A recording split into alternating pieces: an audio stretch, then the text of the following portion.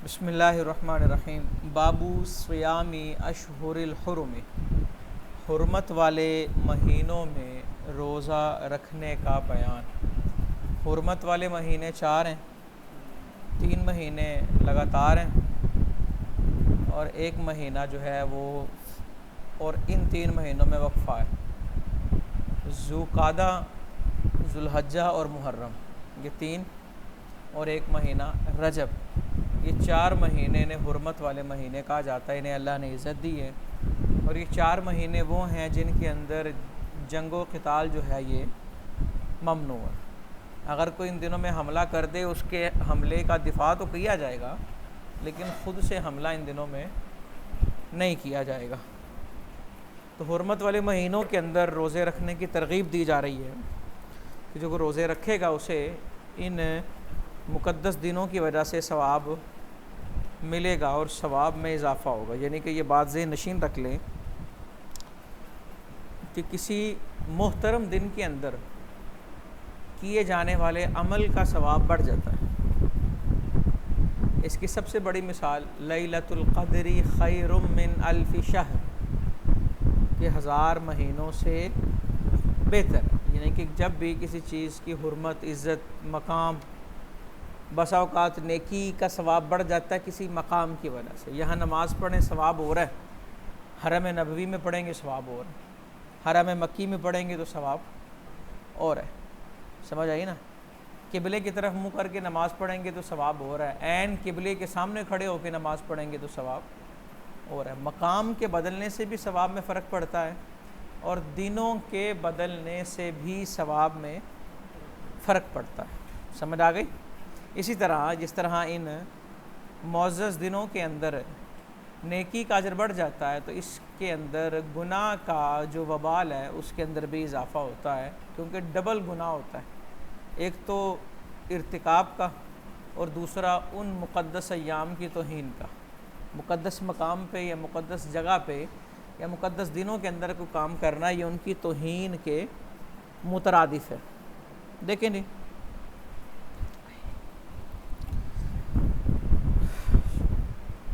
راوی کہتے ہیں میں حضور صلی اللہ علیہ وآلہ وسلم کے پاس آیا تو میں نے عرض کیا یا نبی اللہ انا الرجل الذی اتیتک عام الاول، میں وہ شخص ہوں جو پہلے بھی آپ کے پاس حاضر ہوا تھا۔ تو آپ نے فرمایا فما لی ارا جسمک ناحلا، تیرا جسم اتنا کمزور کیوں ہو گیا ہے؟ میں دیکھ رہا ہوں تیرا جسم کمزور ہو گیا ہے۔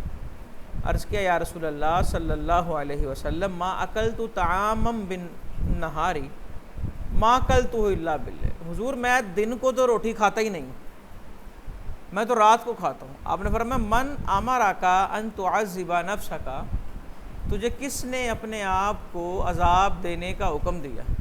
یعنی کہ خواہ مخواہ اپنے اوپر اس طرح کی پابندیاں لگا دینا، یہ اپنے آپ کو عذاب دینے کے مترادف ہے۔ تجھے کس نے ایسا کرنے کو کہا ہے؟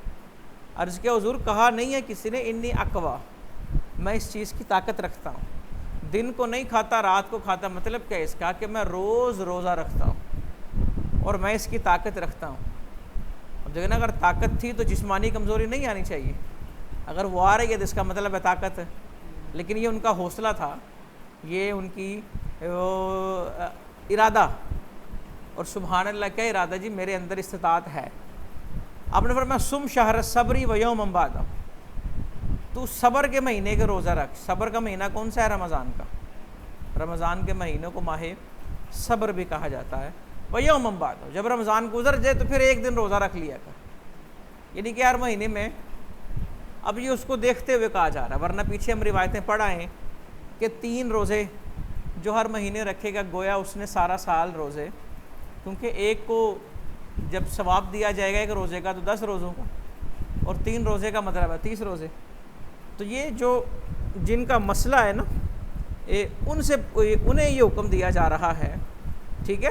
ابو مجیبہ باہلی کے والد، ان سے یہ بات کی جا رہی ہے کہ ماہ رمضان کا روزہ رکھو، اس کے بعد 1 دن۔ قلت انی اقوا، وہ کہتے ہیں میں نے عرض کیا حضور میرے اندر طاقت زیادہ ہے۔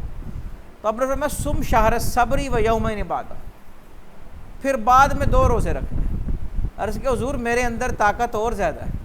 تو آپ نے فرمایا سم شہر الصبر و ثلاثۃ ایام بعدہ، رمضان کا روزہ رکھ، اس کے بعد 3 دن روزہ رکھنا ہے۔ وَصُمْ أَشْهُرَ الْحُرُمِ، اور حرمت والے مہینوں میں روزہ رکھنا، یعنی کہ حرمت والے مہینوں کے اندر زیادہ روزے رکھے گا تو اس کا ثواب بڑھ جائے گا۔ لیکن پھر وہی بات یہ ذہن میں رکھیں، اگر آدمی روزے نفلی اتنے رکھ لے کہ وہ بیوی بچوں کے قابل ہی نہ رہے، تو یہ اس کے لیے نیکی نہیں ہوگی، یہ اس کے لیے ہو سکتا ہے وبال بن جائے۔ تو لہٰذا حقوق العباد متاثر نہیں ہونے چاہیے، اور حقوق اللہ انسان ادا کرے۔ اللہ کے حق تو پورے ہو ہی نہیں سکتے، کوئی آدمی یہ کلیم نہیں کر سکتا کہ میں نے اللہ کے حق ادا کر دی، پورے ہو ہی نہیں سکتے۔ تو لہٰذا بندہ کوشش کیا کرے اور خام خواہ اپنے آپ کو اتنا وہ قید کر دے، اتنا وہ پابند کر دے اور سمجھے میں اللہ کے حق پورے کر رہا ہوں، پورے نہیں ہو سکتے۔ انسان کوشش کرے، اور اللہ کا حق یہ ہے، اس کا حکم یہ ہے کہ حقوق العباد پورے کرو، تو یہ بھی تو اس کا حق ہے نا، اس کا حکم ہے۔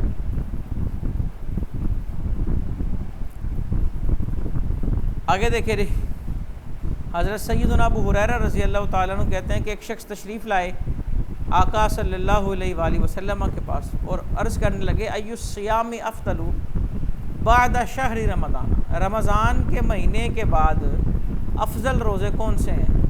تو آپ نے فرمایا شہر اللہ، وہ اللہ کا مہینہ، الذی تدعونہ المحرم، جسے تم محرم کہتے ہو۔ اب مہینے تو سارے اللہ کے ہیں، رمضان بھی اللہ کا مہینہ۔ کہیں پڑھا کہیں آیا کہ رمضان کے بعد سب سے افضل روزے ذی الحج کے پہلے عشرے کے ہیں، یہاں پر محرم کی بات آ گئی، کہیں عاشورے کا ذکر ہوگا۔ تو یہ مختلف جو روایتیں، ان کے اندر تضاد نہیں ہوتا، دیکھیں، اور غلط بھی نہیں ہے۔ ان کی فضیلت رمضان کے بعد ہی ہے نا، رمضان سے پہلے تو نہیں نا۔ سب سے افضل تو رمضان ہے، اور اس کے بعد جو روزہ بھی ہے اس کی فضیلت رمضان کی فضیلت کے بعد ہی ہے، وہ محرم کا ہو یا ذی الحجہ کا ہو۔ سمجھ آ گئی؟ یا یوں اگر اکٹھا کریں تو یوں بھی کہہ سکتے ہیں رمضان کے بعد افضل روزے ذی الحجہ کے ہیں، محرم کے ہیں، حرمت والے مہینوں کے ہیں۔ سمجھ آئی؟ آگے دیکھیں،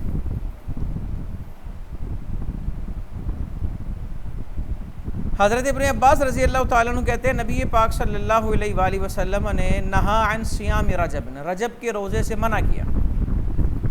بہت سی روایتوں میں آپ کو رجب کے روزے کی فضیلت بھی ملے گی۔ یہ جو سامنے ہمارے روایت ہے اس پہ جرا کرتے ہوئے لکھا یہ ہے کہ یہ روایت ضعیف ہے، لیکن اصل میں بات یہ ہے، حضرت سیدنا عمر ابن خطاب رضی اللہ تعالیٰ عنہ کے حوالے سے ملے گا کہ وہ جو رجب کے روزے رکھتے تھے انہیں سزا دیا کرتے تھے۔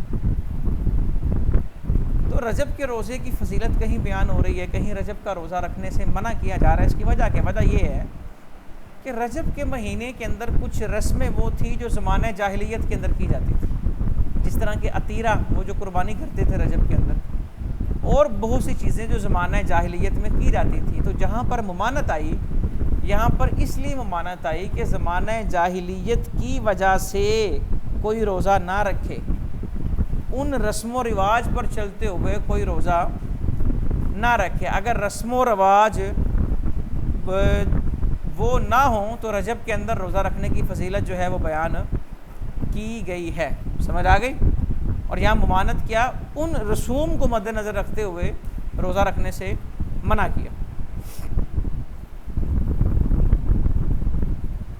حضرت اسامہ بن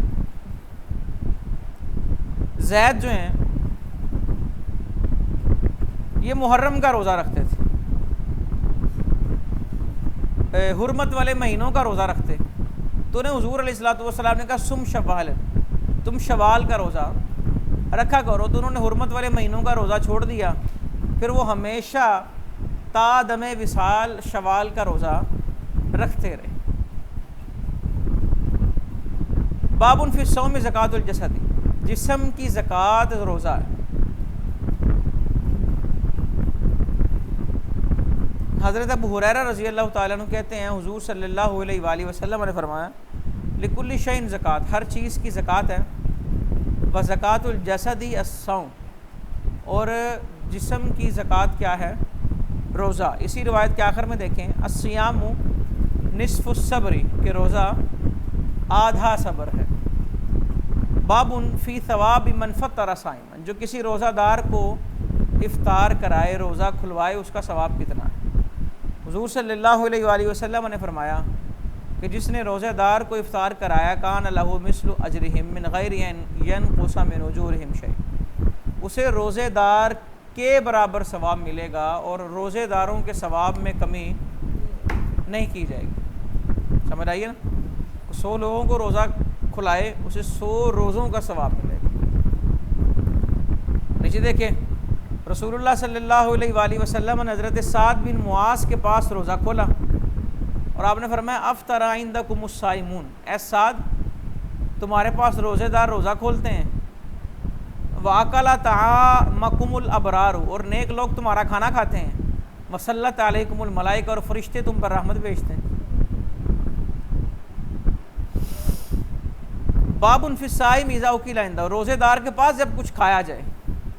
حضرت ام عمارہ رضی اللہ تعالیٰ عنہ کہتی ہیں کہ ہمارے پاس آقا صلی اللہ علیہ وآلہ وسلم تشریف لائے تو فقربنا الیہ طعاما، ہم نے حضور کی خدمت میں کھانا پیش کیا۔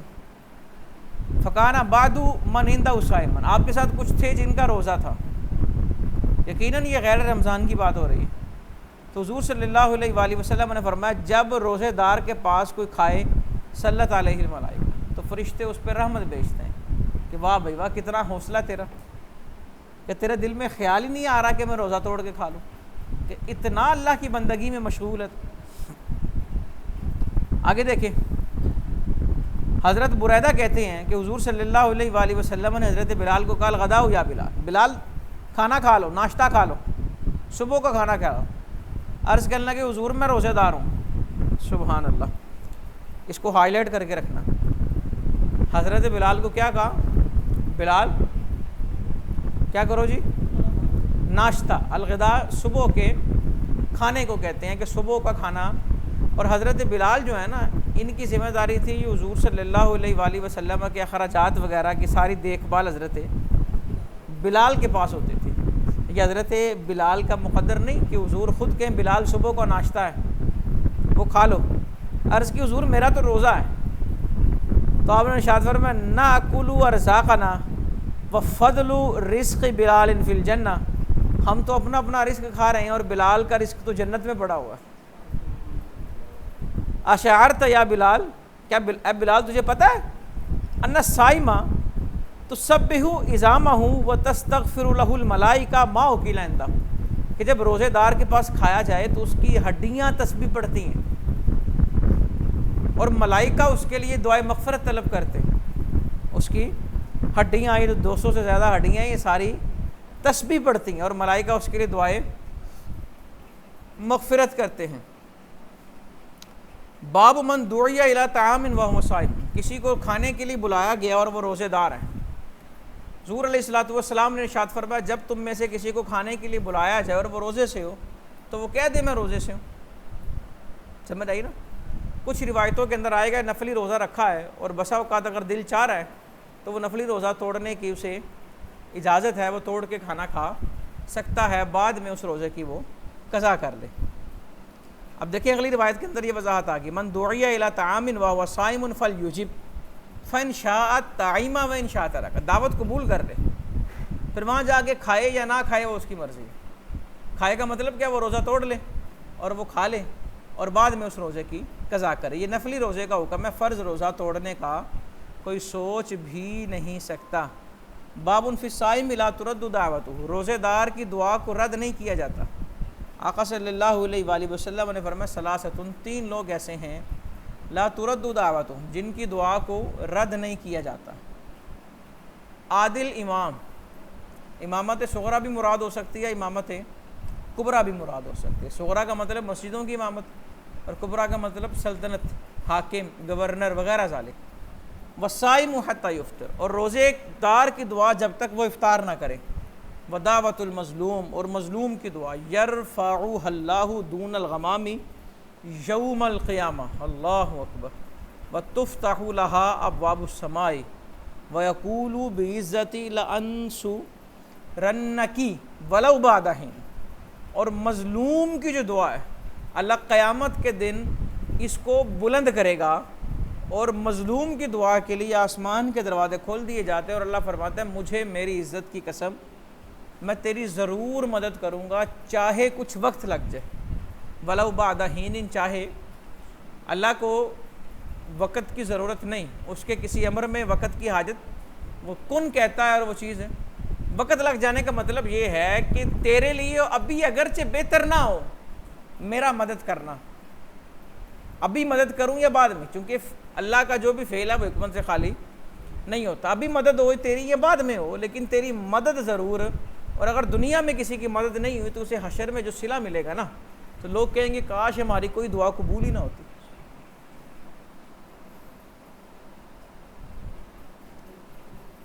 آگے دیکھیں نہیں،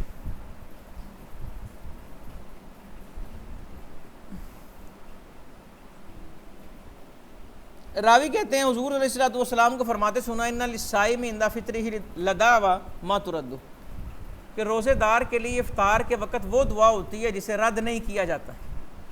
ابن ملیکہ نے کہا میں نے عبداللہ ابن عمر کو افطار کرتے وقت پھر یہ دعا پڑھتے سنا، اللہم انی اسألوک برحمتک التی وسعت کل شیء ان تغفر لی، اے اللہ میں تجھ سے تیری رحمت کا واسطہ دے کر سوال کرتا ہوں، اور تیری رحمت ہر چیز پر بھاری ہے، سوال یہ کرتا ہوں کہ میری مغفرت فرما دے۔ تو لہٰذا دعائے مغفرت انسان کو کرنی چاہیے۔